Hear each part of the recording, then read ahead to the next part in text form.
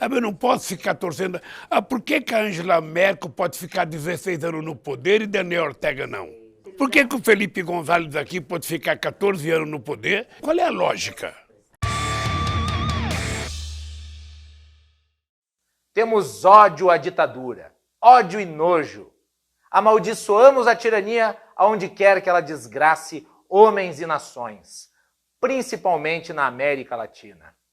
Disse Ulisses Guimarães na sessão de promulgação da Constituição de 1988. Temos ódio à ditadura, ódio e nojo. Amaldiçoamos a tirania, onde quer que ela desgrace homens e nações, principalmente na América Latina. O texto que tinha em mãos representava o rompimento jurídico da ditadura militar e o reestabelecimento do regime de liberdades plenas, interrompido no Brasil desde a década de 60. Em um discurso histórico, ele resumiu como se portam os verdadeiros democratas. Não tergiversam ante o arbítrio e o autoritarismo, não se coadunando com quem trilha, e aqui uso palavras suas, o caminho maldito, mandando os patriotas para a cadeia, o exílio e o cemitério.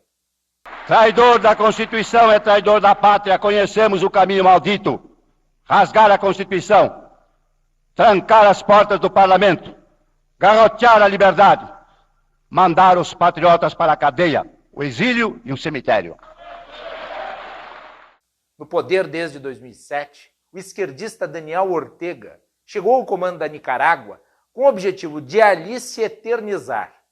Implementou uma agenda de desconstrução das instituições e tratou de mudar a lei para que pudesse se reeleger por tempo indefinido. Fez do legislativo e do judiciário apêndices do executivo, que manda e desmanda com autoridade suprema. Não há mais Estado democrático e de direito, exercício da crítica ou alternância de poder.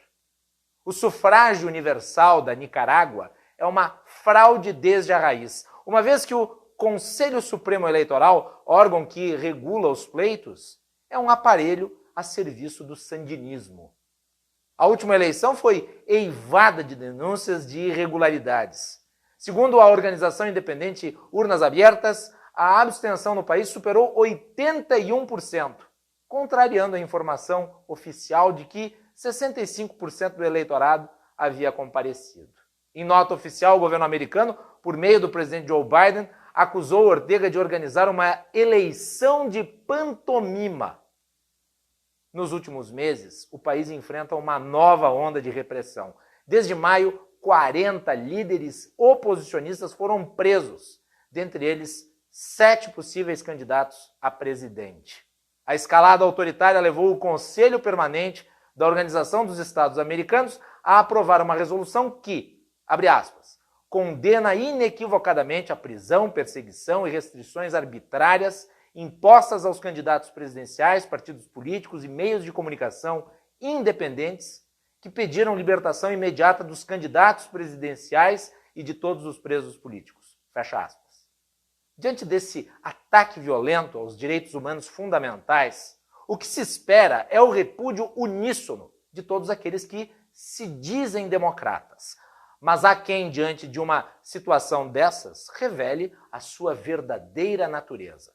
É o caso de Lula, que tratou de relativizar tudo, colocando Ortega no mesmo patamar da chanceler alemã Angela Merkel. Em entrevista ao jornal El País, o líder petista e companheiro de Ortega no Foro de São Paulo questionou por que a Angela Merkel pode ficar 16 anos no poder e o Daniel Ortega não.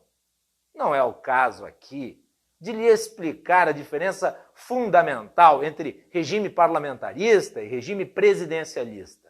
Lula sabe muito bem qual é. Ele não cometeu meramente um vacilo ou um erro de avaliação, como alguns tentam fazer parecer. Trata-se, isto sim, de uma escolha moral objetiva. Quem elege o tipo de regime de exceção que condena, também já anuncia os que tolera ou consente, E não é a primeira vez que o ex-presidente brasileiro minimiza ações de ditadores que têm como aliados, ou até mais grave, como amigos. Estamos a falar, afinal, daquele que, quando ocupante do Palácio do Planalto, recebeu de braços abertos o antissemita e negacionista do Holocausto iraniano Mohammad Ahmadinejad.